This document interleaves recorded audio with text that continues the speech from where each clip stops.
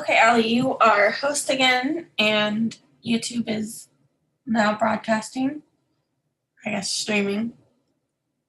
UGTV will be starting in about 2 minutes. Thank you.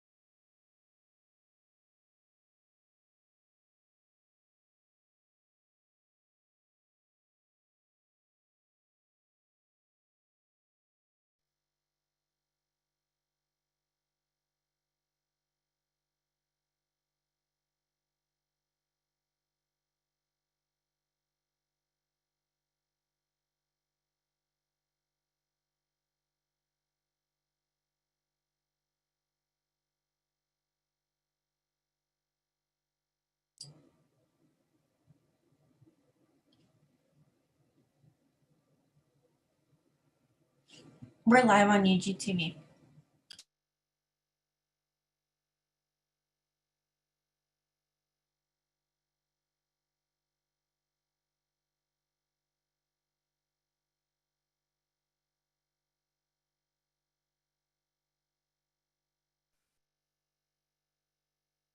Thank you. Before I call the meeting to order, I want to announce that due to COVID-19, some commissioners, staff, and public are attending remotely via phone or by Zoom. All participants joining by phone should mute their phones when not speaking to avoid background noise. During the meeting, please make sure that you announce yourself by name and title every time you speak, so the public that is observing knows who is speaking. This is critical given the number of remote participants and is current guidance from the Kansas Attorney General. Due to COVID-19 requirements, the public is allowed to participate by Zoom or submit comments by email prior to the meeting. Those comments will be included in the record of the meeting. I'd ask the clerk to please call the roll. Roll call. Walters.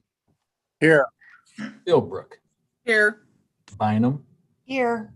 Burrows. Here. Townsend. Here. McKiernan. Here. Ramirez. Here. Johnson. Here. Kane. Commissioner Kane. Commissioner Markley. Here. Mayor Alvey. Here. Commissioner Kane. I don't see that he's gotten on yet. Okay, thank you. Thank you. Our invocation is being given by Commissioner Harold Johnson of Faith Deliverance Church of God in Christ. Let us pray. And as we are being mindful tonight, let us be reminded of those lives that have been taken in Atlanta, Georgia, and Boulder, Colorado, and other areas of our country this year. Those families that have been bereaved, let us keep them in our minds as we pray. Eternal and gracious God, we come before to you tonight, Lord, thankful that you've allowed us to see another day. Thank you, Lord, for the unique opportunity that we have before us tonight to continue to lead and guide this city, this county, to make life better for all of its constituents, regardless of where they come from, what their backgrounds are.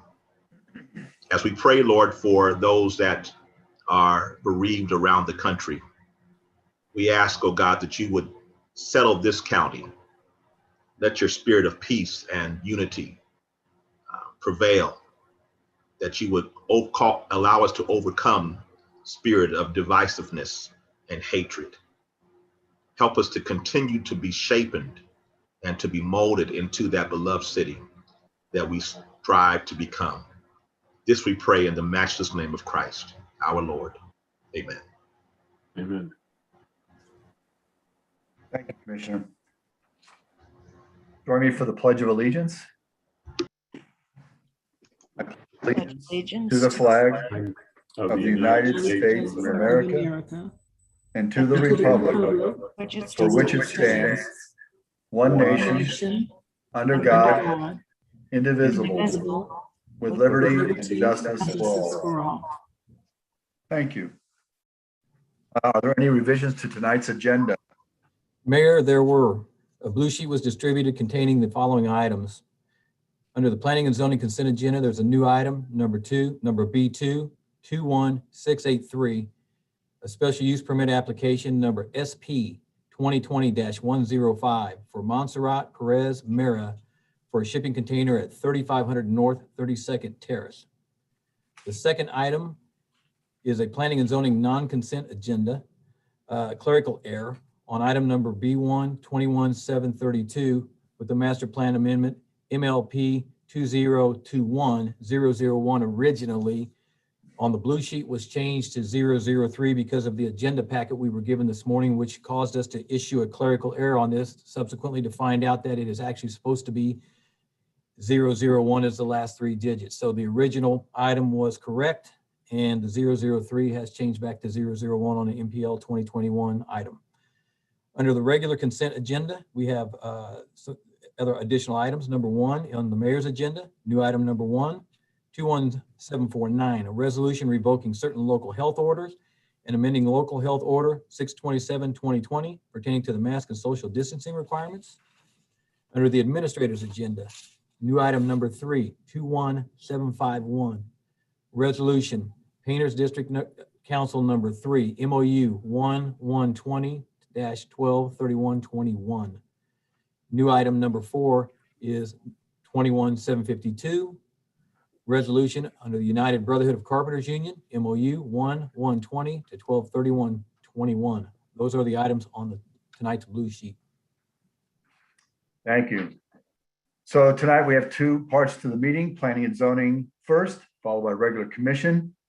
I'll ask the clerk to read the statement required by state law governing the planning and zoning portion of our meeting, followed by the items on the planning and zoning consent agenda.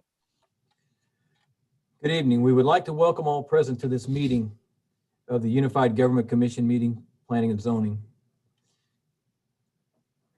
Members of the commission are Mayor David Alvey, Commissioner Melissa Bynum at large, District 1, Commissioner Tom Burrows at large, District 2, Commissioner Gail Townsend, District 1, Commissioner Brian McKiernan, District 2, Commissioner Christian Ramirez, District 3, Commissioner Harold Johnson, Jr., District 4, Commissioner Mike Kane, District 5, Commissioner Angela Markley, District 6, Commissioner Jim Walters, District 7, and Commissioner Jane Philbrook, District 8. As each petition is called this evening, all persons for or against will be given the opportunity to express their views. If this is the first time that a particular petition has been before this commission, the commission has three options. 1, it can approve the recommendation of the Planning Commission with 6 votes. 2, it can override the Planning Commission's recommendation, but it would take 8 votes to override. 3, it can return the matter to the Planning Commission for further consideration together with a statement specifying the reasons for the referral back to the Planning Commission. The consent agenda is the first part of the planning and zoning agenda. Items on the consent agenda have received a unanimous vote of recommendation by the Planning Commission. Unless there is a request to set aside an item from the consent agenda by the applicant, a member of the public, the Unified Government Commission, or staff, then the Planning Commission's recommendation on all of the items on the consent agenda will be adopted by the Unified Government Commission at one time. I will read the list of agenda items on the consent agenda, and when I have completed the list, the mayor will ask if there are any requests to set aside items from the consent agenda. This is your time to raise your hand and request that an item be set aside if you do not agree with the Planning Commission's recommendation. If you contacted the UG Clerk's office, that item will be set aside by the UG Clerk on your behalf. If an item is set aside, the matter will be discussed and voted upon separately. All items not set aside will be approved with the Planning Commission's recommendation. We appreciate the attendance of those people here this evening, and we recognize the importance of each petition. We would remind you that there are a number of items on the agenda, and we would appreciate your efforts to make your remarks as concise as possible. We ask that anyone who is joining us by Zoom or by phone to mute your phone when not speaking to avoid background noise so you will not disturb the meeting. Once the petitioners make their presentation, anyone for or against will be allowed the maximum 3 minutes to state your view. This is your time to raise your hand. When your name is called, please state your name and city for the record. The mayor and commission are required to disclose contacts with proponents or opponents on any item on the planning and zoning agenda. I will ask if any member of the commission wish to disclose any contact with proponents or opponents on any item on the agenda. Thank you. Commissioner Markley? Thanks, Mayor. I had contact with the applicant for SP 2020-51, which is B1 on our agenda. Thank you.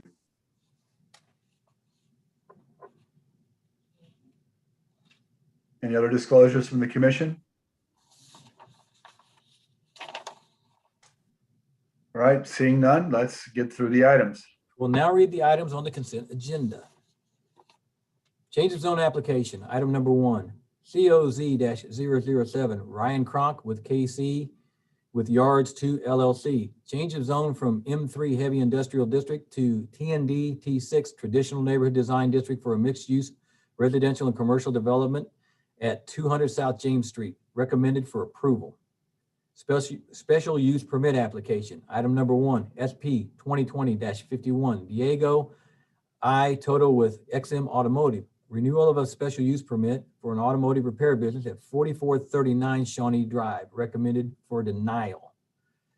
Miscellaneous ordinances, item number 1, an ordinance vacating right-of-way at 9700 Leavenworth Road, recommended for approval.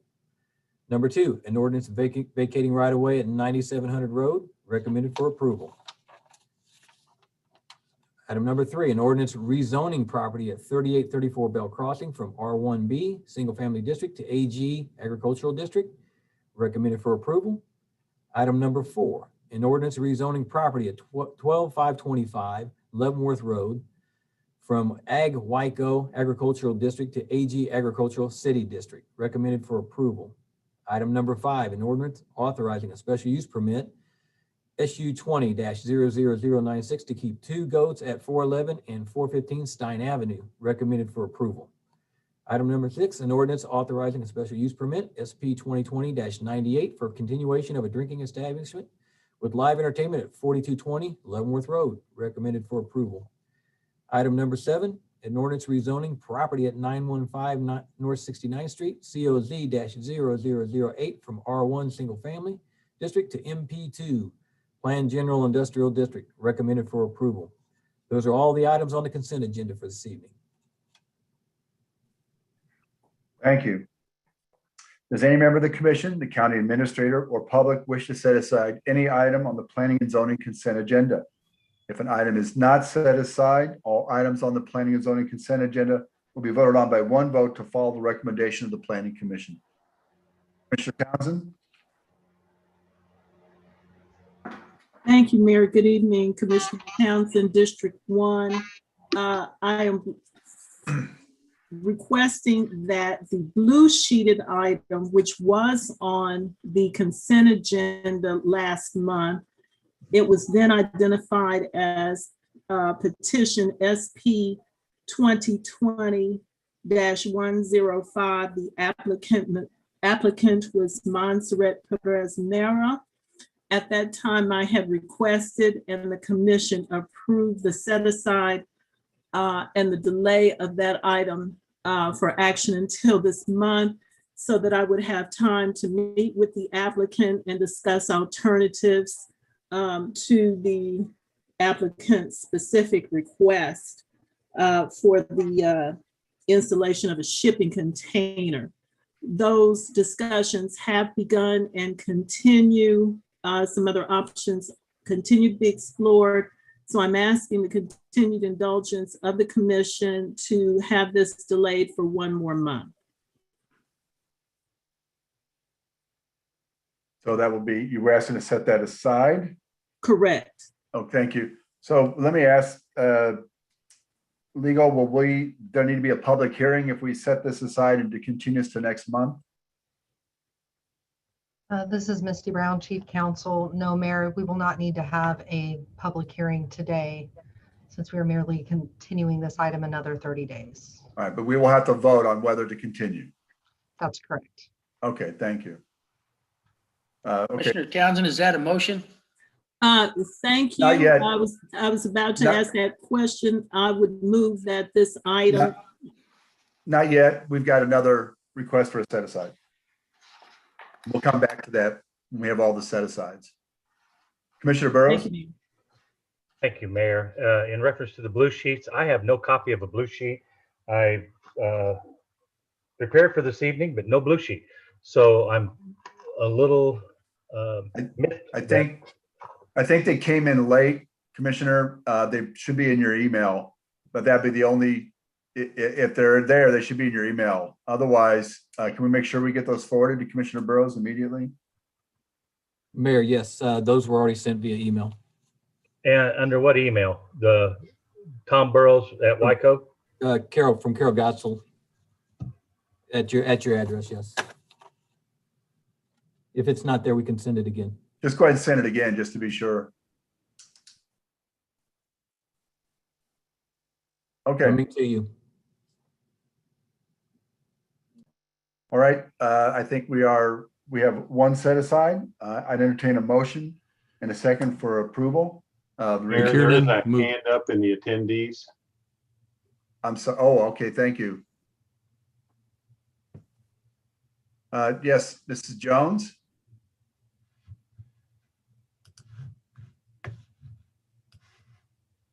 I saw a hand up from Deborah Jones.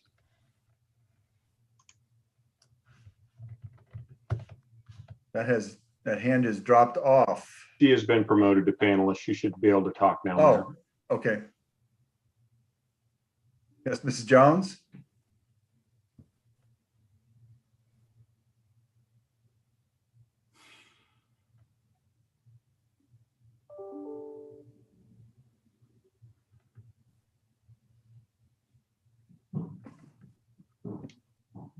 Deborah Jones, you had your hand up and now you've been promoted to a panelist. If you unmute, you can speak.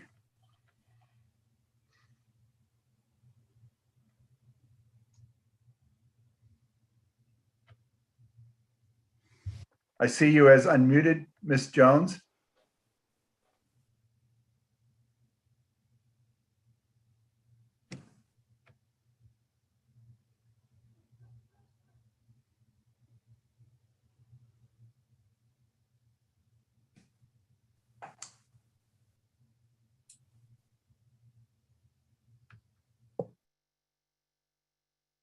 Mayor, it's Commissioner Bynum. I wonder if she's having an audio difficulty, if it would be possible for her to quickly email Carol Godsell or email someone and express her desire here on this agenda.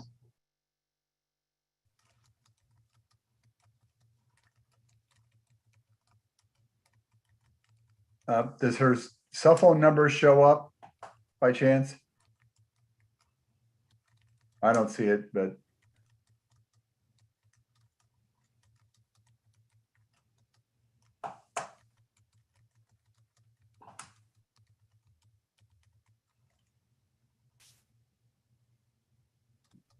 And now by way of email, Mr. Mayor. so now it shows that she is muted again, so she's still present. Bridget, can we send her?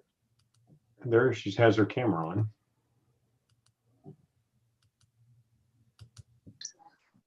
Hello? Can you hear Yes. me? Can you hear us? Yes. I was just wanting to know, am I not at the right meeting for the redevelopment of 6706 Carl Drive, the grocery store? Then, No, ma'am, you are at the right meeting. That item will come up later. Oh, okay. I wasn't sure. I was like, I was kind of confused about it. Okay. So I Yes. just stay online until you bring it up. Yes, thank you. Okay, thank you. I'm sorry. I wasn't for sure. You must be Jones Barbecue, right? Yeah, yeah. You're welcome anytime. Oh, I just wasn't for sure. That's all. Okay. All right, I'm okay thank now. you. All right, I'd entertain a motion. McKiernan moved to approve all remaining items as submitted. Johnson, second. I think we have a motion and a second. Roll call, please. Walters, Aye. Philbrook, Aye. Bynum, Aye. Burrows, Aye. Townsend, Aye. McKiernan, Aye. Ramirez, Aye. Johnson, Aye. Kane, Aye. Markley. Aye. Vote is 10-0. That motion carries. Thank you. That brings us to item SP 2020-105, the set aside by Commissioner Townsend. And I'd entertain a motion from Commissioner Townsend.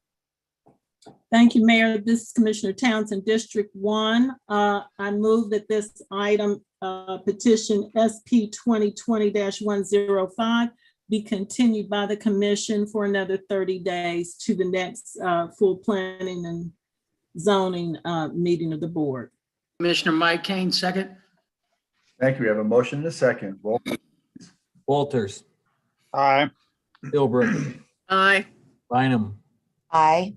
Burrows, Aye. Townsend, Aye. McKiernan, Aye. Ramirez, Aye. Johnson, Aye.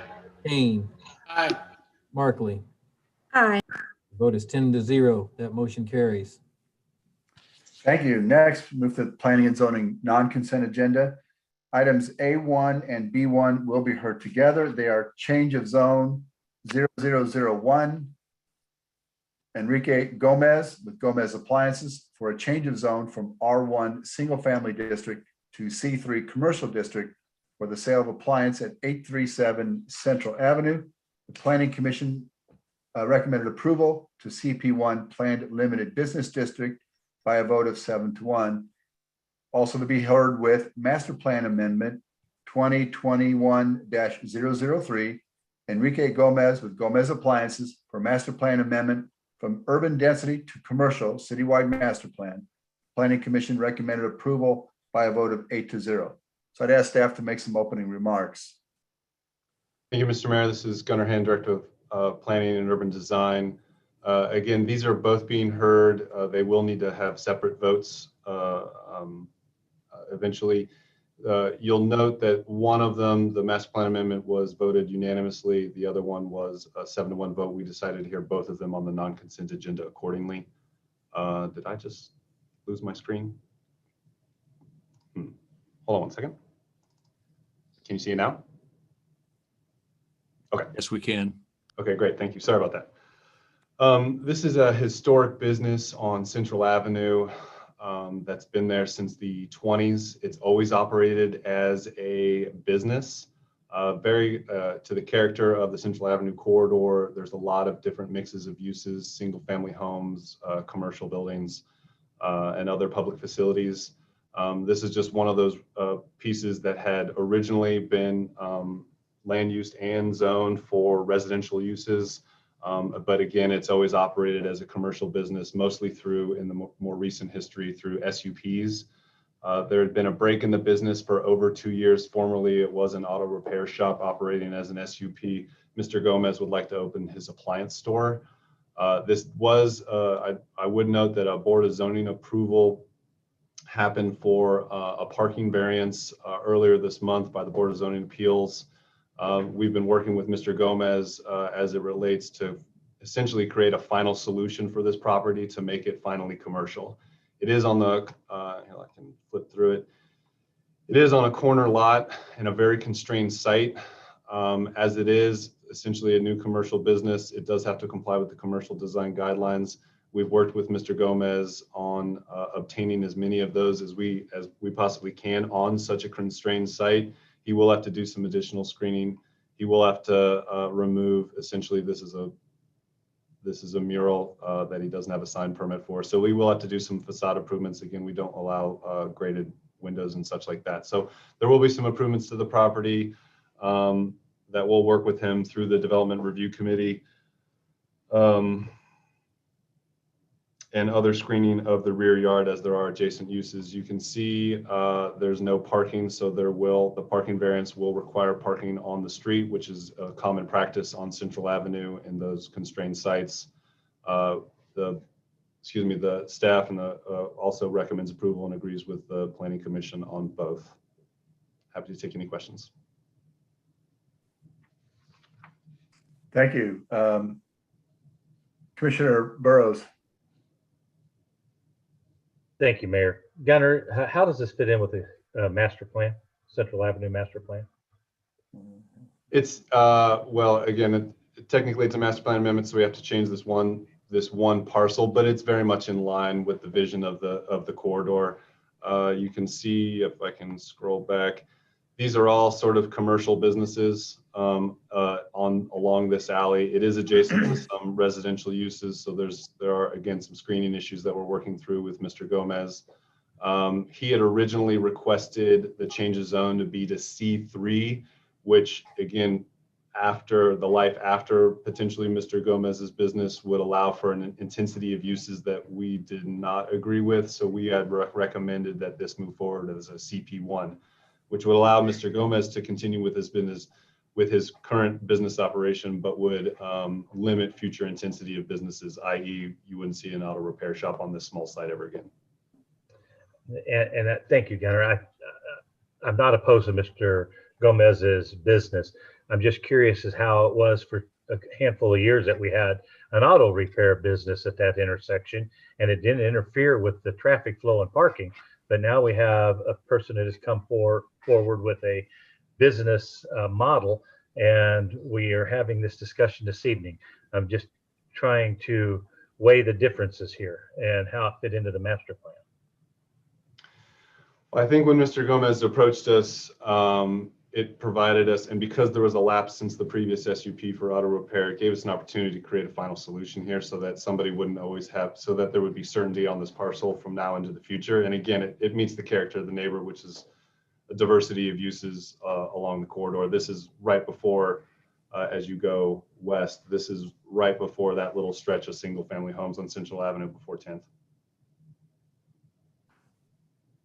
Thank you, Mayor. Thank you, Gunnar. I have no more questions. Okay. Commissioner Ramirez. Thank you, Mr. Mayor. Thank you, Gunnar, for bringing this in front of us. I only have one question. For the change of zone application, I see it was from a 7-1 vote. What was the reasoning for the one planning commissioner to vote against it? I believe that was Commissioner Reasons. It may have been, no, it was Conley. That's right. It was Commissioner Conley who voted against it. I apologize. He never gave a reason. We're not 100% sure. Okay. I was just curious to see what was the reasoning behind their no vote. I have no other questions. Thank you. Commissioner McKiernan. Thank you, Mayor. You know, Gunnar, I have to say I was stunned when I found out that this was zoned R1 because there has been a commercial business in that spot for as long as I can remember, and that's decades. I don't think it was an auto repair business. I think it was an auto sound business. They were installing sound systems into cars, and so they didn't have a lot of cars that were broken down, but they occasionally did have cars pulled in or in front. And I don't recall that there was any disruption of traffic flow on that street. The historic sign was a vacuum cleaner repair and sales shop. That was what was there for years and years and years and years. So that's a little bit of the history. Frankly, I've always seen it operate as commercial. I endorse the rezoning, especially with the way you have proposed to do it to, I believe, CP1 instead of C3. I endorse that. It is interesting for me as I look at the zoning map overlaid on dot maps that the R1B designation, now this doesn't have anything to do with this application, But if you look down at the two parcels that are immediately west of this building, also zoned R1B, that sure doesn't look like a residential structure on either of those. It looks to me like a couple of dozen cars. And so I just observe that although they are screened by that wooden fence from Central, I just observe that it doesn't look like a residential usage on those two lots. We also saw that too. Okay. And I would add, I forgot to mention this earlier, but we have that building or a building's been there since 1920. Yeah. Well, anyway. It's 100 years overdue for a change of zone. And I completely agree. And Commissioner Burrows, to your point, I think it's a point well taken that if this had not had a history of being a commercial space, then I would worry how it fits into the overall central area master plan. But given its historic use as a commercial space, I don't really see it as a change. And I think it's consistent with the mixed residential and commercial nature of Central Avenue. Mr. Mayor, I assume we need to have a public hearing on this. And Yes. If Yes. so, I will wait until after that is completed, but I certainly am willing to make a motion. Thank you. I'd ask the applicant to present his application. If he is present, please state your name and address for the record.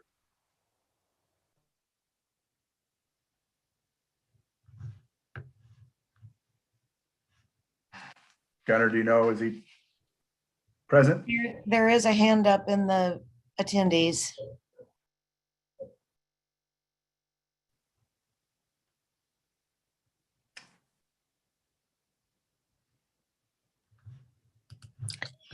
Hi, sorry, this is Nubia Gomez. I'm here with my father, Enrique Gomez, who does not speak English. Thank you.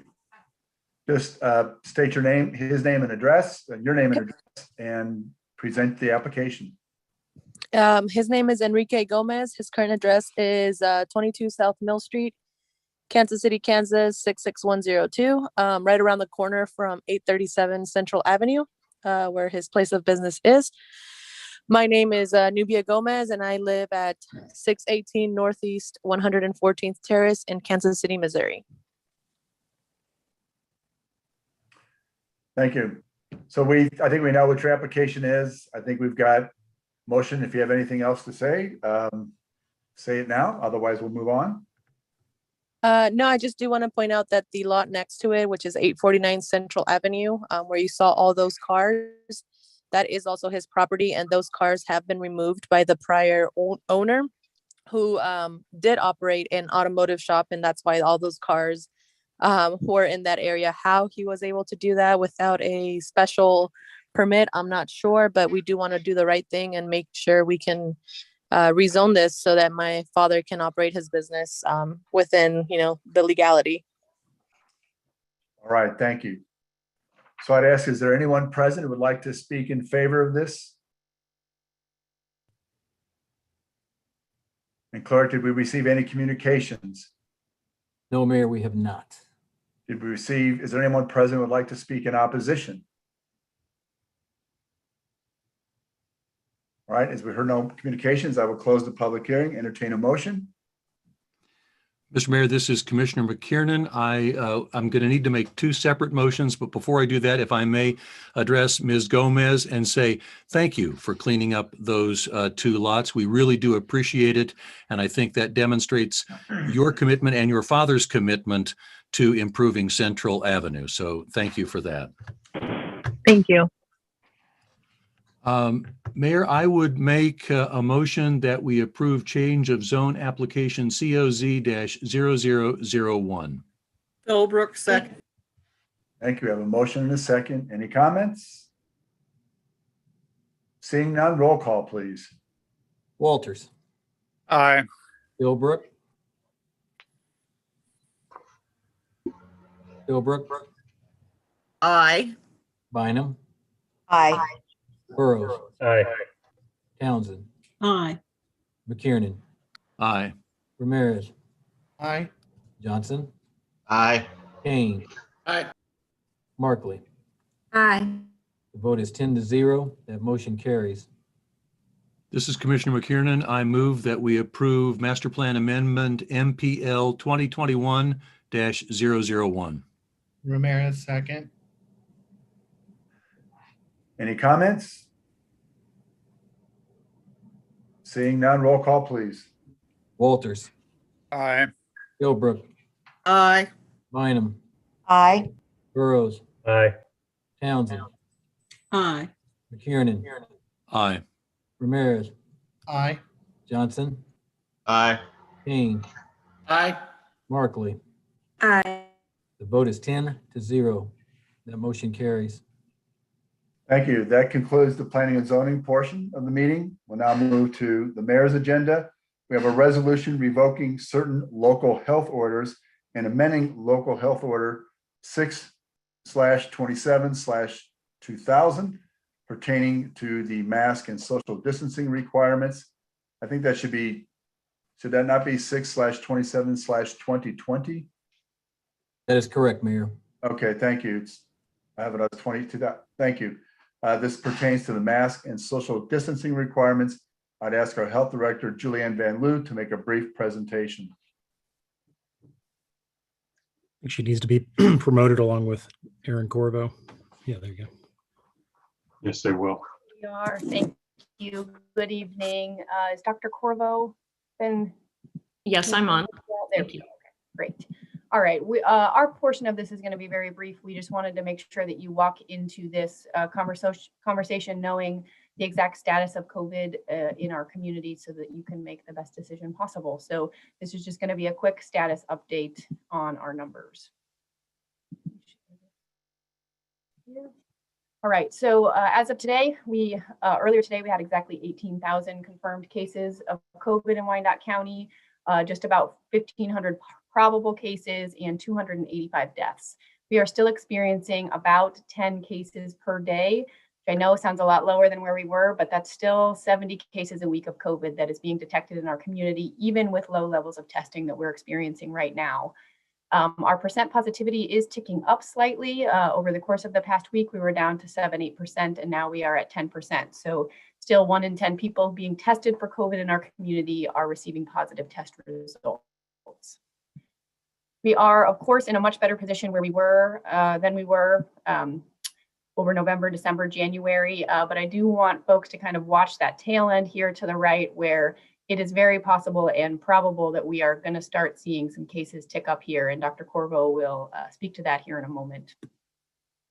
And lastly, for my part, our weekly COVID scorecard that we update every Wednesday for the previous week has the overall COVID status for Wyandotte County at medium.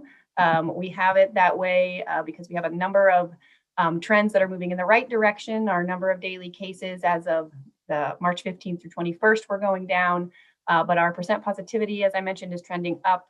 Our average number of tests per day is not moving in the direction that we would like it to be. And lastly, which again, Corvo will speak to, our hospitalizations are plateauing and actually over the last couple of days starting to tick up. So overall, our status is not as positive as we would like it to be, given the potential need to modify our health orders at this time. Dr. Corvo? Thank you, Julianne.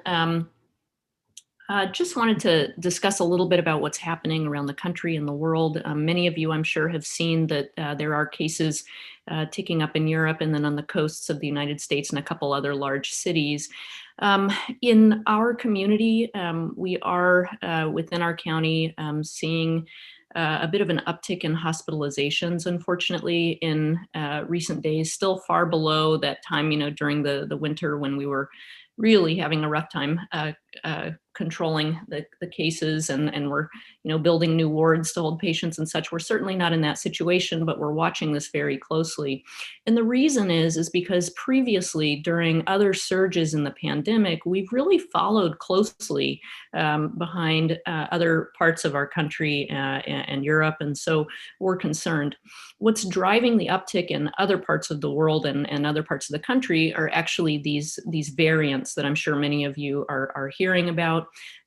It is well known that we have the British variant within the metro area here, and that's been sampled even as far back as, I believe, January in the wastewater in surrounding areas very, very near to home here. So it's concerning to us.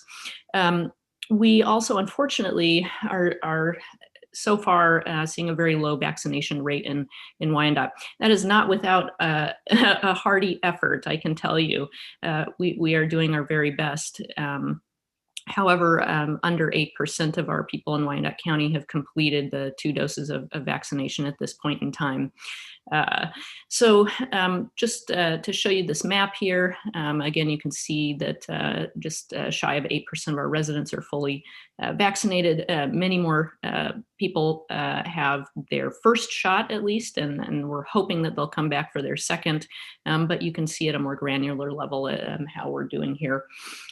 Given what we've presented to you this evening, and this is our last slide from the health department here, I do want to make the point that the orders that we have put forth, I think are good, and I think that they're appropriate given the level of disease that we're seeing in our community, and then the level of uptick that we're seeing outside of our community, in just making the case that we want to be careful and protect, of course, those who are most vulnerable within Wyandotte County, which is the entire time throughout the pandemic been our charge. And so, of course, there is a new statute that has come out that we'll discuss in just a second here. But if it had not been for the new statute, Dr. Greiner and I would not want to be changing these health orders at this time. And with that, we can conclude, and we'll pass it over to Misty with our legal department. Thank you.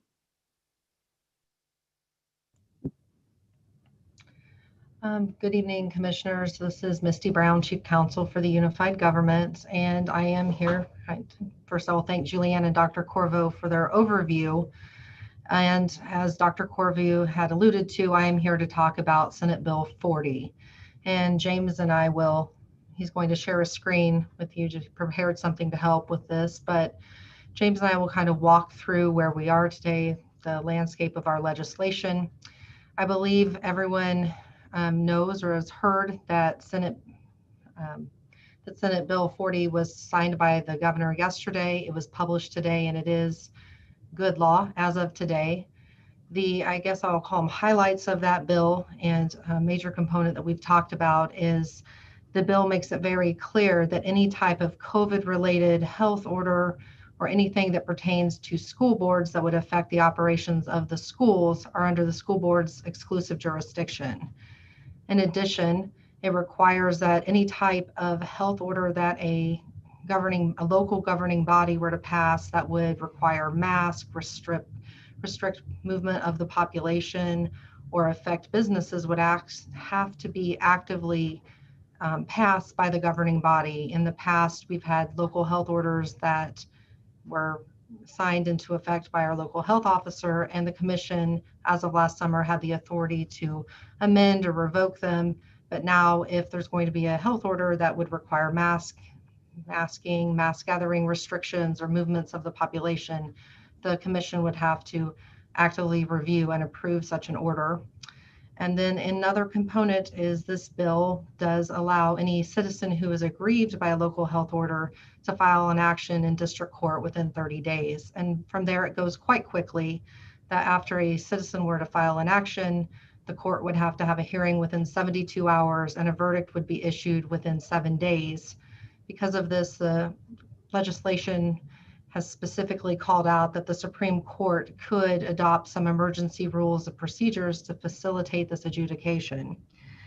And then finally, Senate Bill 40 also sets out some parameters that local health orders would have to follow to withstand judicial scrutiny. So with that in mind, James and I have prepared a resolution tonight that we're asking the commission to consider that revokes 8 of our current local health orders and then amends local health order 627-2020, which is the mask order. Now at this point, I'm going to turn it over to James to walk through what is being revoked and what the resolution with the amended order covers. And as she I hate transfers to James, break in. James, Yeah, would thank you, switch Doug. As she transfers you, James, would you switch your screen view? You're just showing a partial screen. You move from one to the other if you can. We're seeing the presenter's preview screen rather than the display screen.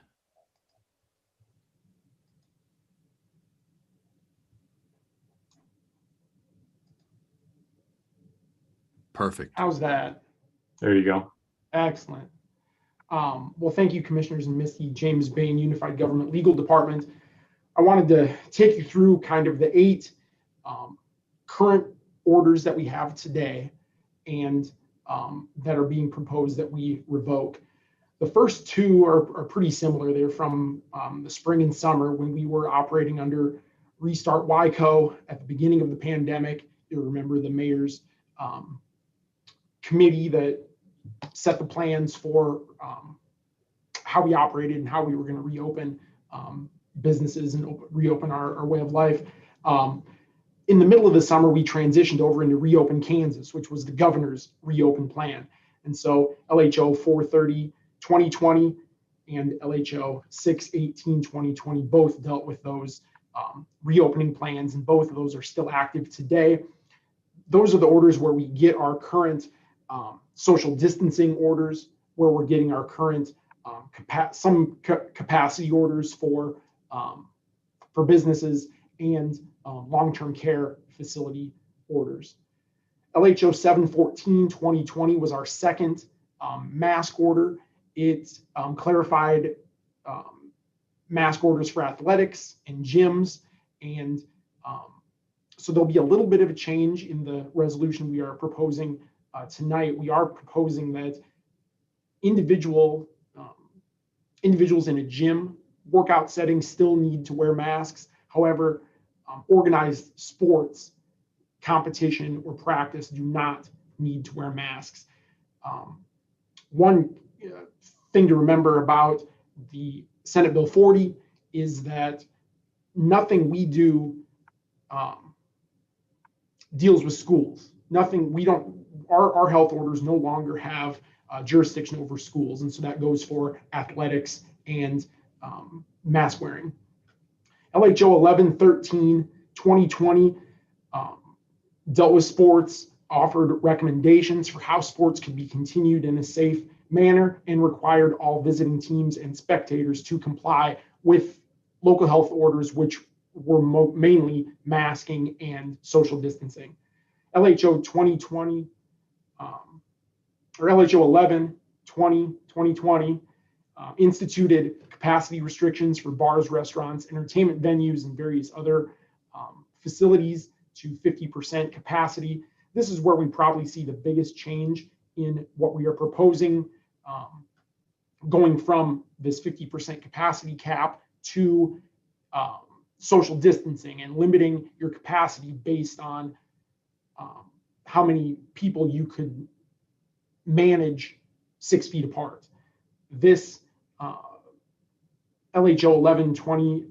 11-2020 is the bar and restaurant hours of operation. And you'll remember it was 10 o'clock back in November, it moved to midnight in January, and then February we moved to allowing bars and restaurants to stay open for however long they were licensed to stay open. 3 more orders that we are proposing be revoked. 2/25/21, that is the order that allowed bars and restaurants to stay open for as long as they are licensed. LHO 2/26/21, another sports order. This is the order that allowed sports to be played maskless if certain requirements are met. Those requirements dealt with weekly testing, reporting to coaches, reporting positive tests to the health department. That order also started opening up band, if bands could use the equipment that would reduce saliva into the air, and some spacing requirements for bands. And finally, LHO 3/11/2020, that is a school order. It took us to CDC recommendations of 3 feet in between schools. It dealt with quarantine of students that are sitting around a student that tested positive. And so those are the 8 orders that would be revoked if the resolution is passed tonight.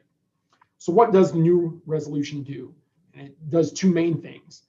Continues social distancing in indoor spaces, indoor public spaces, and outdoor spaces that are open to the public. There are some exceptions dealing with businesses that are required to have less than 6 feet, dentists, hair, things like that. A lot of things that we've already been doing. When folks are seated at the same table at a restaurant, they don't have to be 6 feet apart. We've seen physical barriers in restaurants, and that will continue. I'll see you on Monday. Religious services, and you see the list there: government events, court hearings, medical facilities, public transportation. People are not required to be 6 feet apart, and so a lot of this is the same way we've been operating. Stores still have the stickers on the floor when you're in line, and those things will continue. The other thing that is covered in the new order is masking, and that again will remain consistent to what we are currently operating under, requiring masks inside or in any line to enter a public space when obtaining services on public transit or ride share, and outdoor spaces where social distancing cannot be maintained. Businesses must still monitor and enforce masking by employees, customers, visitors to your office, things like that. The exemptions, as we've had children under 5, that has been exempted since the summer. Folks with medical conditions, risks in their work to having a mask, folks actively eating and drinking. We talked about the athletes engaged in organized sports activities, and a new exception that I will point out is, and this is a CDC recommendation, I believe,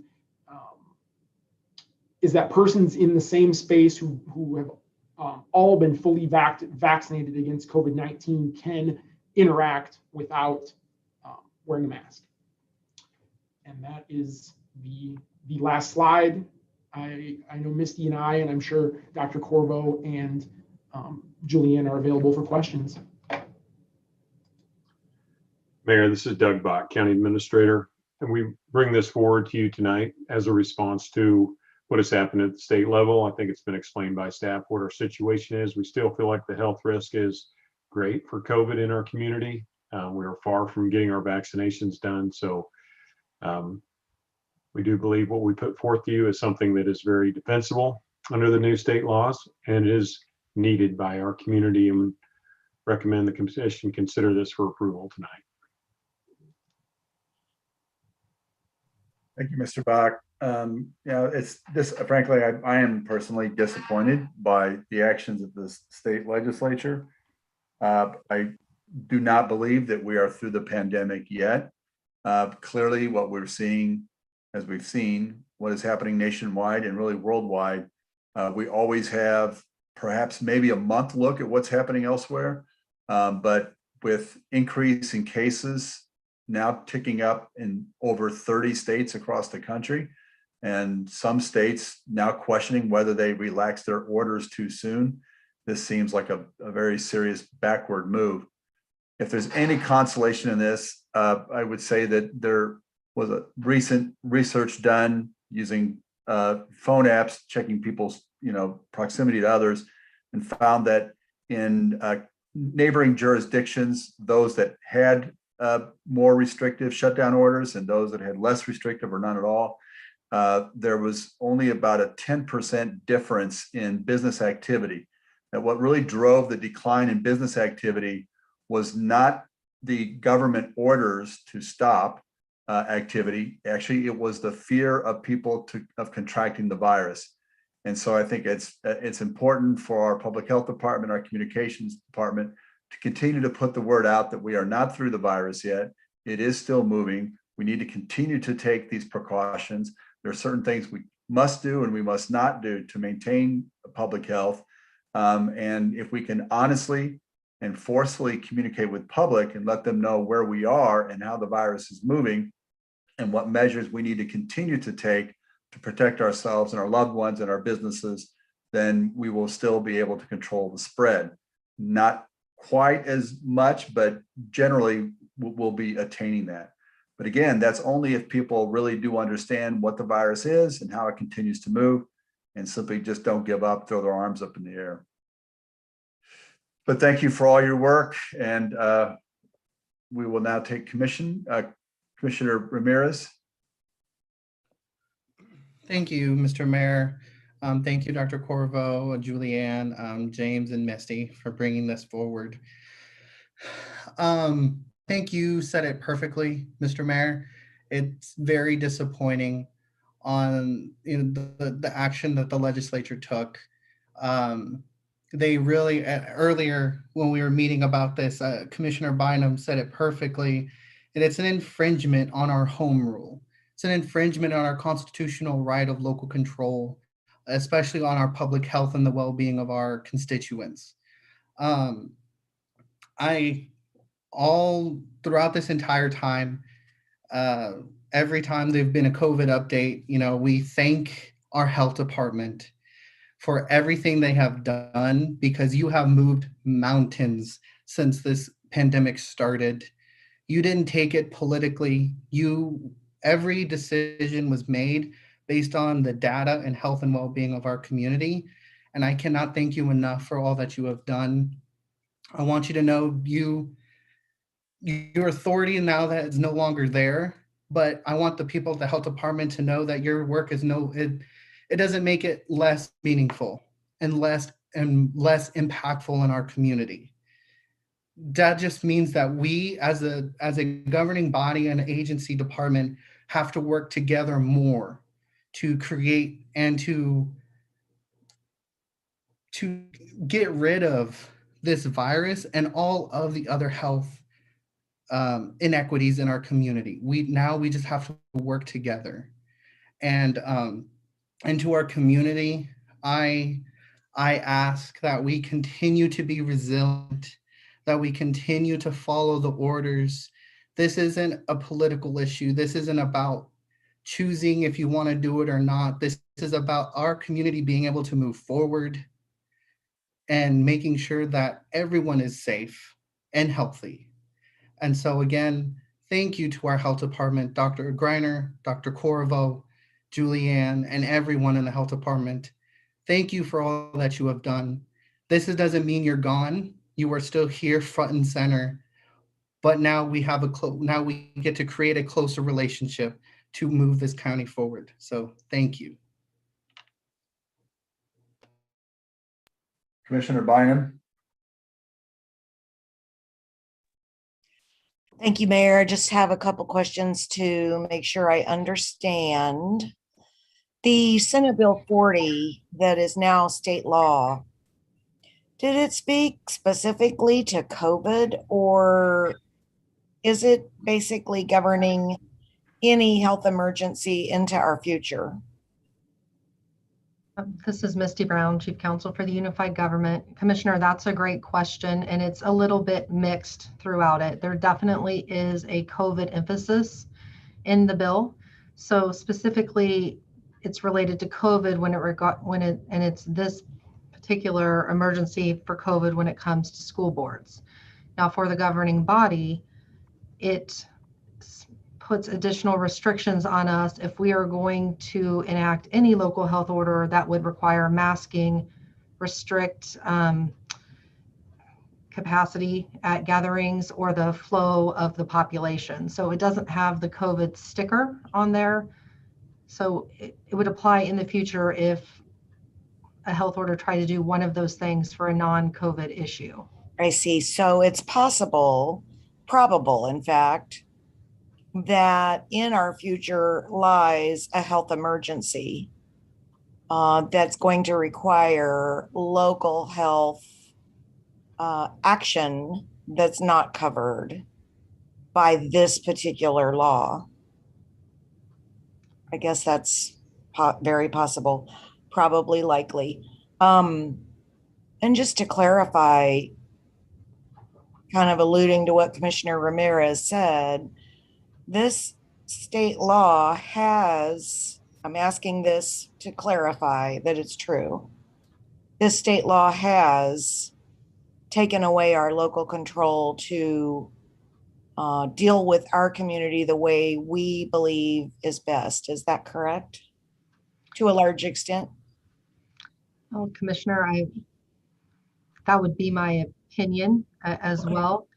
I think if I was speaking strictly to the letter of it, it has taken away our authority to grant this authority to our local health officer to make these type of health orders. Okay.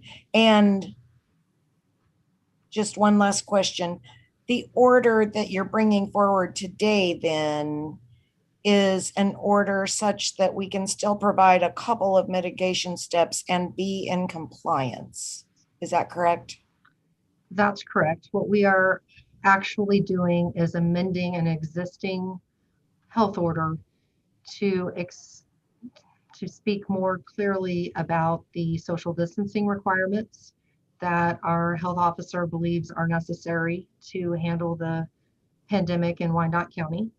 And it also expands on the mask requirements to do the same thing. And as we've reviewed it with our health officer, we believe that this would be the very minimum steps that we could take to effectively combat the threat in Wyandotte County. But I do not wish to put words in Dr. Corveau or Julian's mouth at this point.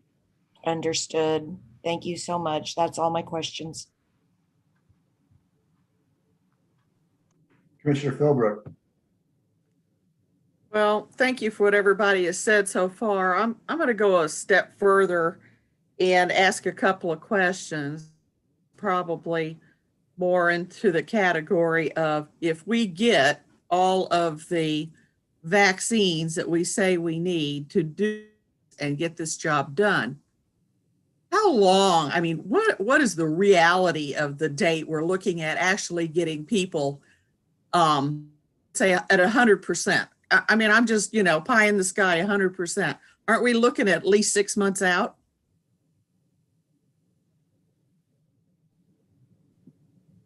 Pretty good estimate, I would say. How about you, Corvo? I think that's right, Commissioner. Maybe sooner. Unfortunately, I'll say first, fortunately, I think our supply is increasing quite a bit. I mean, we know it is from the state. We're getting a higher allocation regularly, of vaccines of the various types. We're really having a rough time convincing folks, I think. People are wanting to kind of take their time and make this decision. I think they're looking around them, watching their neighbors and friends and people who they know and talking to them about the vaccine before they decide to take the vaccine as well. So, and that's just sort of my opinion after watching a couple of our vaccine sites for the last week or so. And so I think a lot of what we're concentrating on is the messaging and putting out, just correct information to people and encouragement. But I do think that the supply is really ramping up. So that's positive, but if it were only as easy as just the supply. No, I know it's not. And I understand that there are some people that are very concerned about coming forward to getting the shots, If there's some way that I can actually, and I hate to use this term, but I'm going to call to arms all of our community leaders to actually get out there and get those arms present so we can get those shots so we can all be safer, because we are regulated by the state and the feds. It slows us down getting our work done and getting, in my opinion, because I work every day, almost every day with patients, and, most of them want the doggone shot. They want, the happier they're going to be about it because they're worried, and it's very stressful on people right now. and how they feel about things are all being impacted. And so I would ask that we stay positive about the change that we're having to make, because of the state, and just press ahead and ask people to get in and get shot in the arm, of course. So, thanks, guys. You can't there's no way of getting through any of these meetings without giving y'all a lot of praise. And so this is just one more example of our UG team coming together, getting something done in a day, and making hopefully the appropriate things so the commissioners, so we can do what's right for our community. And don't think you're out of work yet. Sorry. Feet to the fire, kids. We're going to be keeping you working for a while yet. So God bless you. Commissioner Burrows. Thank you, Mayor. Commissioners, if I may, that we can have 100% of vaccines available, but we will be dealing with messaging and commitment for all members to get vaccinated in the communities. And we're not only seeing it in our community where we have those that don't trust the vaccine, but those that may not even trust government in reference to getting the vaccines. So, and it's not just our community, it's statewide and nationwide. But I will share with you this order that came down was nothing more than a power grab by those in the legislature that believe they are more knowledgeable and more educated than those that have our interests in reference to our health interests at heart. And it has been a very trying session to date in reference to how we deal with local control and deal with the pandemic, not only statewide, but within our individual communities. And kudos to everyone that has had the responsibilities of guiding us when you have a lot of external forces impacting our decisions. But I will just state this, that the power grab is not only on local government, it is all the way to the governor's office. And we've seen that stripped to the extent that it's almost disrespectful of the executive branch of our government in the state of Kansas. So while it impacts local government to the extent it does, I can only imagine how heartfelt and how excruciating it is for those that respect and value the power of the executive branch in what we're dealing with. So I just wanted to clarify that we're not in this alone. It's impacted all the other communities statewide, but this is nothing more than a power grab of executive power and of the executive branch. So again, thank you all, and commissioners, please know that we have been very blessed with those who have guided us through this pandemic in the extent that they have. But this battle is not over with yet. Commissioner Townsend. Thank you, Mayor. Gail Townsend, District 1. This does seem like a very sad move back where Kansas was really on the forefront of it. Seemed like doing what it could to protect its citizens and respecting home rule. So I'm asking these questions appropriate for either our council or our health departments, just to make sure that I'm really getting what's going on here. And so as a result of the Senate Bill 40, what would happen? I guess this is a question for council. If we did not revoke the orders that we were presented with tonight in a summary by council, we would be out of compliance with what Senate Bill 40 states. Is that pretty much the sum and gist of it? Well, Commissioner, this is Misty Brown, Deputy Chief Counsel again. So yes, that's the sum of it. The actual effects of it are hard to calculate because there's no guidance currently in place over it. I have some theories that I'd be happy to share about how it could play out, but I think it would leave the unified government just generally overexposed if we did not take some action. If I might, Commissioner Townsend, what this would mean. Yes, Mayor. We don't have to revoke the order, but any order that we do have could be, if someone could bring lawsuit, could file a claim in district court to say that this unnecessarily restricts their activities. And so I think the intent of the legislation was to basically put local jurisdictions on their heels, governing bodies on their heels, to be so afraid of just an onslaught of lawsuits that we have no idea how they would play out, since there is no case law on this. And so it just simply is meant to put us on our heels and lead us to do this kind of action. That's my understanding. And if I can answer as well, James Bain, Unified Government Legal. You saw, Commissioner, a few school orders of the 8 that will be revoked.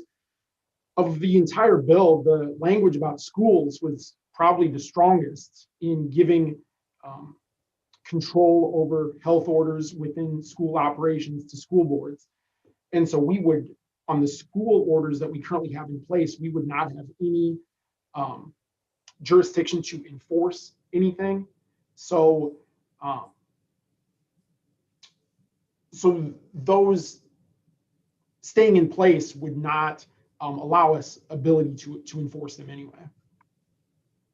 Okay, and I did get that distinction, it seems like, for the school districts. But what the mayor just articulated is more broad than that. It's basically saying anything that a citizen could challenge some of these other orders we have in place as a result of Senate Bill 40. So let me ask another question then. Can our health department officers, let's say we do revoke these orders in step with Senate Bill 40, regrettably so, can our health department officers still come to us proposing orders that have to do with, what was the big 3 that Councilor Brown mentioned? Masking, flow, and distancing. I might have gotten 2 out of the 3 correctly. Would we still have the ability to do that and then the commission vote up or down on those proposed orders? Commissioner, this is Misty Brown again. And yes, our health officers could still come in front of the commission and articulate the reasons why we needed to do that in those cases. And so the governing body could then pass a health order that did that, and capacity, I think, was the 3rd one. So. Okay. Well, okay, the way I'm understanding this, there's some light here at the tunnel. Even if we revoked these standing orders, the ones already in effect, to be in compliance with Senate Bill 40, that removes the possible specter that the mayor mentioned of a round of lawsuits. And given what we're going through this time, we really don't want to strain our resources with that if we can do it. But nevertheless, we still have the opportunity and the right to hear from our health officers with orders they could propose. And I understand the exception would be with the school district and that type of thing. So we still have that right, correct? That's correct, Commissioner. We definitely still do have that right. From a practical matter, the big thing that's changing is we're not going to have health orders, as Mr. Bain mentioned, affecting the school orders and the sports orders, which are largely tied to educational facilities. Those we're not going to attempt to try and do that. And then finally, the biggest thing would be the capacity restrictions that we have on events. And so that would be handled with, instead of capacity, social distancing and masking. Okay, explain that to me again with regard to the capacity. We can have orders that control that or cannot? We could have them as long as we made a argument that that was the least restrictive way of handling it. And when reviewing the order and looking what some of our neighboring jurisdictions have done, it was the conclusion that imposing a social distancing rule would be the best approach instead of limiting it to numbers. So if if a business could have, sufficient, over maybe a number inside the business that was not currently allowed by our local health order, but they were able to do it and socially distance and masking, then it would meet what was necessary to comply, the minimum amount necessary to protect the health. Okay, thank you. Commissioner, I just want to clarify that we can keep all these orders even as they stand. We would have to bring a vote to approve them now. That's part of the legislation, part of the act. And so even a mask order and social distancing requirement, as long as the language is narrowly tailored, least restrictive, then that gives us better legal standing. However, we still could be subject to lawsuits, and we would still be really at the mercy of the court, the judge, who would decide whether even a mask order might be considered overly restrictive. So we can do any of these things. We have to calculate what we think the level of lawsuits might be. I think it's really what it comes down to. Commissioner Burrows? Mayor, I do want to compliment legal for their interpretation of the legislation, having the opportunity to be present during the debate and discussion. This was about putting the authority back into the elected bodies of those particular entities. And we had this discussion early on when COVID broke out as to who really has the authority to make rules and regulations in reference to our communities and the school districts. And what this does what this legislation actually promotes is putting the power back in those elected entities. And the legal has given a really decent overview as to the legalities of that, but these politics aren't finished yet. And so I would advise this commission to be mindful that we can take whatever actions we want, but we could be litigated tomorrow on the actions we take today and or tomorrow in reference to if we don't want to abide by Senate Bill 40. But we have not seen the end of this just yet. The legislature is still in session, and there's still discussion in reference to the direction that those within the legislature in gaining the authority they feel they need to litigate through this pandemic that we have presently. But I do want to thank legal for understanding in a short amount of time the Senate Bill 40 ramifications and the decisions we make as a commission. Commissioner Ramirez? Thank you, Mr. Mayor. I believe what you said and what Commissioner Bro said was what I was going to say. Is just us as a commission, as a governing body, we need to caution any orders we would like to enact, because it will bring, because we have to think in the back, keep in the back of our mind of that citizen within Senate Bill 40, the citizen right to bring an action against us. And so I just say, just caution when we bring these orders forward.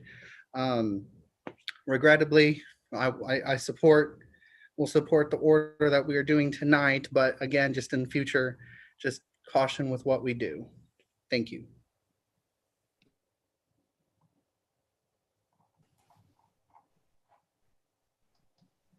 Commissioner Townsend? Thank you, Mayor Gil Townsend. One more question about clarification. So if we were not to revoke our standing orders so that they would be in opposition, let's say, to Senate Bill 40, we could be sued. If we did revoke them, couldn't we still be sued? Yes, Commissioner, this is Misty Brown again. We could still be sued, and, I anticipate we will be sued, at least in some capacity. However, I believe that if we make the changes tonight, that we will be able to more easily defend ourselves if we are sued.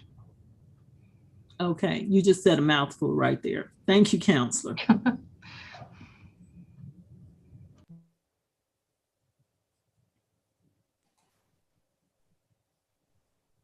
All right, seeing no more hands raised, I'd entertain a motion. Move to Commissioner approve. Mike Kane, move for approval. Romero, second. All right, so if we could just review once again what this order does. Misty? Yes, Mayor, this is Misty Brown again. You're muted, Misty. Apologize, Mayor. The resolution that you have in front of you amends local health order from June, the masking ordinance. It amends it to include new masking provisions that are in line with what we anticipate the executive order coming from the state would be. It also includes social distancing, and it revokes prior health orders pertaining to basically everything else but the masking and the social distancing, but specifically to schools and sports activities, and also capacity limitations on businesses. Thank you. We have a motion and a second. Roll call, please. Roll call. Walters. Aye. Philbrook. Aye. Bynum. Aye. Burrows. Aye. Townsend. Aye. McKiernan. Aye. Ramirez. Aye. Johnson. Nope. Johnson again. Nope. Kane. Aye. Markley. Aye. 9-1. That motion carries. Thank you. Thank you again, Dr. Corvo, Julianne, Mr. Bain, and Ms. Brown. Thank you very much. Now move to the regular consent agenda. Does any member of the commission or county administrator wish to set aside any item on the regular consent agenda? If an item is not set aside, all items on the regular consent agenda will be voted on by one vote. Move to approve all items as submitted. Commissioner Mike Kane, second. Thank you. We have a motion and a second. Roll call. Walters. Aye. Philbrook. Aye. Bynum. Aye. Burrows. Aye. Townsend. Aye. McKiernan. Aye. Ramirez. Aye. Johnson. Aye. Kane. Aye. Markley. Aye. That vote is 10-0. That motion carries. Thank you. We now have a public hearing to consider an ordinance creating a redevelopment district at 6700 Call Drive. I'd ask Catherine Carter, Economic Development Director, to make some opening remarks. Good evening. Let me share my screen really quick.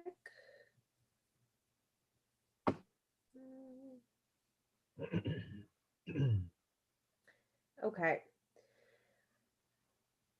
Here we go. This is I cannot hear her. You can't. Can anyone hear me? Yes, We can I hear can. you. You're just rather faint, Catherine. Okay, here, let me turn up my mic. Sorry about that.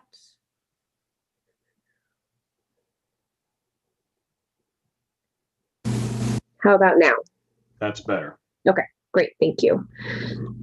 So this is a public hearing and subsequent ordinance for approval of a redevelopment district at 6700 Caw Drive. This will be pretty high level. We would anticipate coming back to the Economic Development and Finance Committee and the full commission subsequently with much more specifics in terms of a development agreement and a project plan. So what we are referring to today is this single parcel here at 6700 Caw Drive. Currently houses a Happy Foods, a lot of stuff, Jones's Barbecue, Heatherby's, which has since closed during the pandemic, and the bar. This is an area that has been designated blighted as per the enterprise zones from 1992. So it is eligible for a tax increment financing redevelopment district.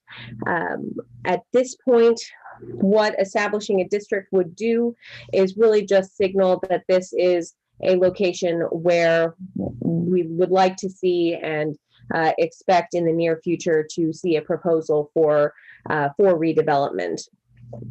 I will show you kind of a very rough, I will say kind of with the caveat that this is just a preliminary plan.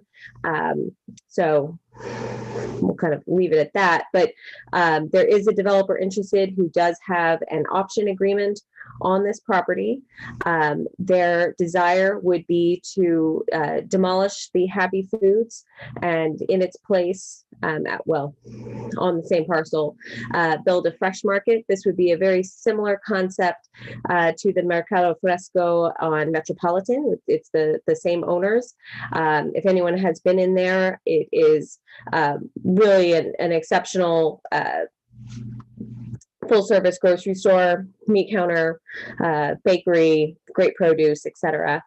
Then they would anticipate additional retail, and they have started discussions with Jones's Barbecue about what their space could look like. So I know that these are just in the beginning stages. So this would be, once this district is approved, then the developer kind of having that signal that this is, yes, an area that everyone would like to see developed, would then move forward with that next step, and we would start actually going into the specifics and the development agreement, etc. So if there are any questions, that's all I've got.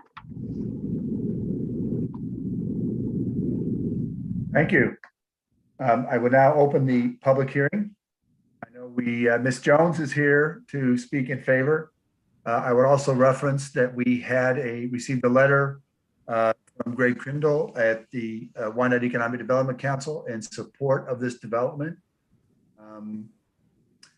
But Ms. Jones, I know you're still here with us. Unmute and let us hear it. Well, no, no, I talked to them last Friday. They lawyer, my lawyer, and the people that purchased the land. And we just wanted to know where we were going to be and if we could come to some kind of agreement about what they're going to do, where we're going to go, if they're going to knock our building down.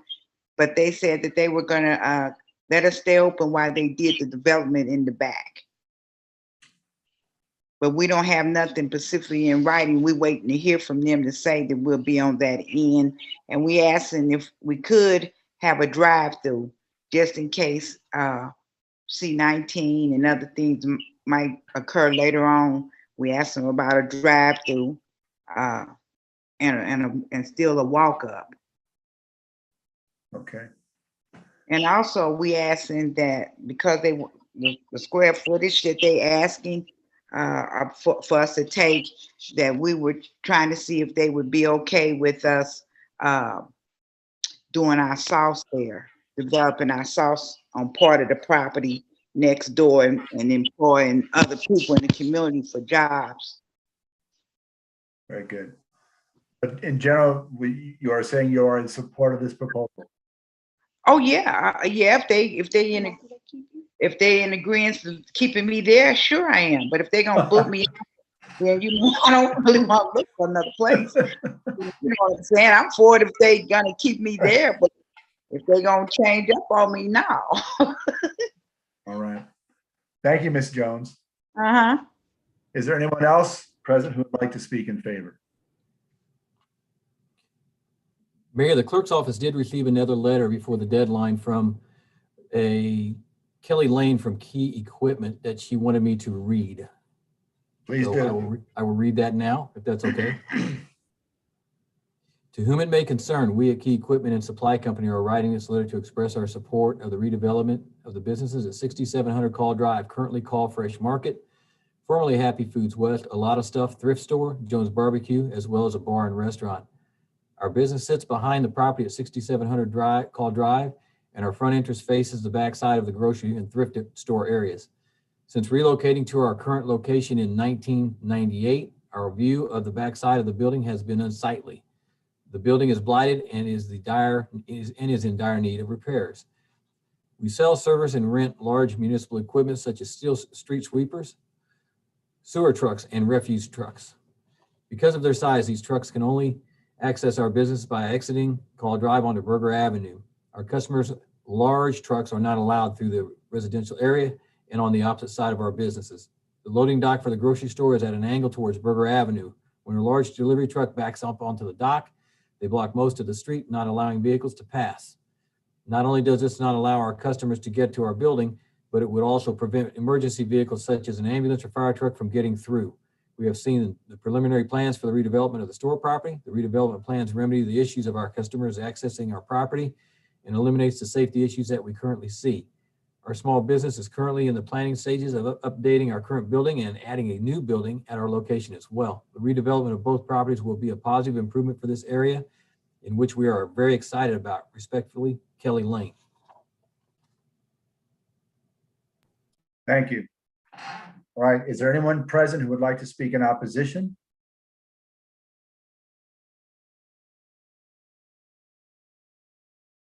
Did we have any communications from the The public? clerk's office did not. Thank you. We'll now close the public hearing. I will say, sorry to interrupt, we do have the developer and their attorney. I don't think they necessarily need to say anything, but just in case there are questions, they are present on the line. Thank you. Thank you. Commissioner Philbrook? Well, hallelujah. It's nice to see this great developer come in and want to do something with that property. We've been needing something done for a long time. Happy Foods has been great for us. But yes, it's long overdue, and this new development can really help start the cleanup along Caw Drive. And for Miss Jones, I believe that I was pretty strong in my conversation when we met with the new developers that you're to be part of, not that I can make sure he hasn't signed on the dotted line, but I was very adamant about the fact that you needed to be part of that conversation and stay with us down in that location. So, you know, any questions, you need any help, just give me a call, because I know all of us want to keep Jones Barbecue. Question about that. And you ladies are just dynamos. That's nothing else short of being shakers and movers and example for women on what they can do with their lives and encourage younger folks to do the same. Sorry about getting sidetracked on that spiel, but when I think about you ladies, that's what comes to my mind. So Catherine, they're still in conversation around the exact what's going to happen. And so I guess what I'm hearing from you is that they're still going to be talking with the Jones ladies about how they will fit in there and how they can kind of work that out, because nothing is etched in stone yet. It's just carved in jello. That's correct. Yeah. At this point, the developer is waiting to make sure that the TIF district does move forward and is established. And then at that point, I know they've had introductory conversations, as Ms. Jones mentioned last week, and they will move forward with actually getting the specifics ironed out of the plan, as well as their plan with Jones Barbecue in the future here quickly. Good. And so what is it that you're wanting us to do today, Catherine? So this would be the establishment of the actual TIF district. So that would just provide a district that's kind of the first step of the TIF statute, put a district in place that signals that, yes, this is a location where the commission is open to redevelopment and to providing some amount of tax increment financing. So this, again, just is that first kind of piece. Then we would come back to you with a project plan. It's actually the project plan that would outline the specific deal points, exactly what the project is, exactly what the site plan is, all the budgetary side of it. And that would actually be the vote that would actually start the TIF clock and put the TIF in place. Okay, so we're just hearing about it tonight. We don't need to make any act. No, it is an act. So this would be to create the redevelopment district. Okay, well, I move we do so. Burrows, second. Thank you. We have a motion and a second. Roll call, please. Roll call. Walters. Aye. Philbrook. Aye. Bynum. Aye. Burrows. Aye. Townsend. Aye. McKiernan. Aye. Ramirez. Aye. Johnson. Aye. Kane. Aye. Markley. Aye. The vote is 10-0. That motion carries. Thank you. Under the standing committee agenda, we have the ELEC COVID-19 Infrastructure Expansion Grant. This item was presented to the Administration and Human Services Standing Committee on March 22nd. The committee voted unanimously to approve and to fast track it to tonight's commission meeting. Commissioner Markley, who chaired the meeting, do you have anything to add? Mayor, this is a grant that doesn't require a match. As with everything, it seems COVID related. It was just fast moving and for that reason was fast tracked to this agenda. Any questions or comments? Commissioner Mike Kane, move for approval. Markley, second. We have a motion and a second. Roll call, please. Roll call. Walters. Aye. Philbrook. Aye. Bynum. Aye. Burrows. Aye. Townsend. Aye. McKiernan. Aye. Ramirez. Aye. Johnson. Aye. Kane. Aye. Markley. Aye. The vote is 10-0. That motion carries. Thank you. We have three items under our administrator's agenda. Item number one, acknowledgement and assumption agreement with Legend Hotel LLC. Mr. Bach. Thank you, Mayor, Commission. This is Doug Bach, County Administrator. Before you tonight is an acknowledgement and assumption agreement for property within our Star District. This is the property that sits by the Freddy's along Parallel Parkway. New developers coming in to build a hotel on that property. As we have done in the past, when we transfer property, we have a requirement in our agreement that they come back and they accept an acknowledgement and assumption of all the terms and conditions set forth through our agreements. This looks like a good project moving forward. With this, we would recommend approval. Thank you. Approval. Thank you. We had a motion from, Motion from Burrows. Tom Burrows. thank you. Commissioner Burrows made a motion. Ramirez, second. We have a second. Roll call, please. Roll call. Walters. Aye. Philbrook. Aye. Bynum. Aye. Burrows. Aye. Townsend. Aye. McKiernan. Aye. Ramirez. Aye. Johnson. Aye. Kane. Aye. Markley. Aye. The vote is 10-0. That motion carries. Thank you. Item number two, and memorandum of understanding with Painters District Council number 3. Mr. Bach. Thank you, Mayor. Doug Bach, County Administrator. This week, we were able to finalize with both of these labor unions. They both signed their agreements and forwarded them to us midweek. The first one before you is with the Painters District Council number 3. It is for years effective through 2020 and 2021. It is consistent with the terms that we've been bringing forward to you on other contracts. I would recommend for approval. Commissioner Mike Kane, move for approval. Second, Bynum. Thank you. We have a motion and a second. Roll call, please. Roll call. Walters. Aye. Philbrook. Aye. Bynum. Aye. Burrows, Aye. Townsend, Aye. McKiernan, Aye. Ramirez, Aye. Johnson, Aye. Kane, Aye. Markley. Aye. The vote is 10-0. That motion carries. Thank you. Final item, memorandum of understanding with United Brotherhood of Carpenters Union. Mr. Bach again. Mayor, same issue. This is Doug Bach. This is with our carpenters unit. It's for union. It is for years 2020 and 21. Again, this is consistent with the terms we have set forth with these groups. I recommend. Commissioner Mike Kane, move for approval. Bynum, second. We have a motion and a second. Roll call, please. Roll call. Walters, Aye. Philbrook, Aye. Bynum, Aye. Burrows, Aye. Townsend, Aye. McKiernan, Aye. Ramirez, Aye. Johnson, Aye. Kane, Aye. Markley. Aye. The vote is 10-0. That motion carries. Thank you. That concludes our meeting for the evening. Thank you all. We are adjourned.